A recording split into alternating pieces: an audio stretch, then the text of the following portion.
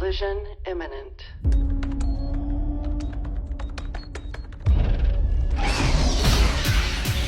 Impact in 4, 3, 2.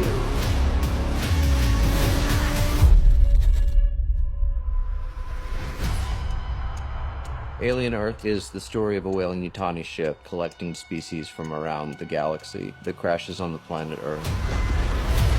But it crashes on the property of a different corporation, the Prodigy Corporation, which is run by a billionaire named Boy Cavalier, who is trying to create the first transhuman hybrid. You're going to be the first person to transition from a human body to a synthetic. What makes them geniuses is the fact that they're children. This ship finds something on a faraway moon. Monsters. Noah set this one on Earth, so the stakes are high. If the Xenomorph gets free, it's a much bigger problem. All of the creatures, they're this mix of sci-fi and horror. When aliens come to our planet, we realize they're really the thing of nightmares, which we're gonna give people. This is really good, suspenseful horror storytelling.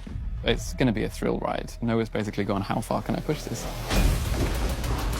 Get chased by the alien, feel the fear, horror that we all felt when we watched those amazing original films. Are there going to be dead bodies? Don't think about that.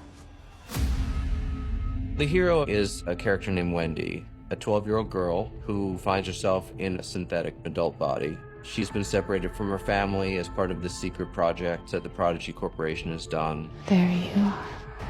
With Wendy, you start out with a feeling of innocence, and you see cracks begin to form in what she thinks is a safe and beautiful world that she's been given. And what she does with that, what fight she decides to take up, and which one she decides to leave behind. And God forbid you try and stand in her way.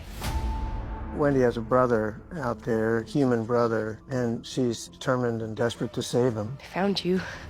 This Weyland-Yutani spaceship has crashed into a Prodigy building. I'm part of a team that responds to the crisis. It turns out it's not just a rescue mission, that this is actually a very dangerous ship filled with these hostile creatures, and they go in unprepared for that.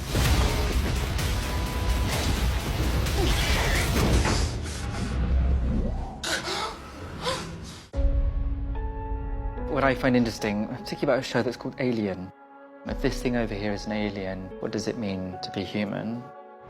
The closer you sort of zoom into that question, the more complicated it becomes, particularly in a world in which we're now able to create intelligence that's artificial. You want to see a magic trick? Yeah. We have combined this story of humanity facing this existential threat, both from biological monsters and from synthetic artificial intelligence, which always raises the question, does humanity deserve to survive? I want what's on that ship. This show, really, it's a character study. What does the pressure of having not just one alien, quite a few, what does that do to them as human beings? How do they behave? Brother, come on. Can't leave us like this. I'm not your brother. The show is huge, and it's going to be something people are going to have to really sink their teeth into. This strange, exciting, and scary world. I want the audience to feel everything. Dreading what's going to come around the corner, hair rising up on the back of their neck. You want to give the audience that feeling they got from the original Alien. When you go to bed afterwards, it's very hard to sleep.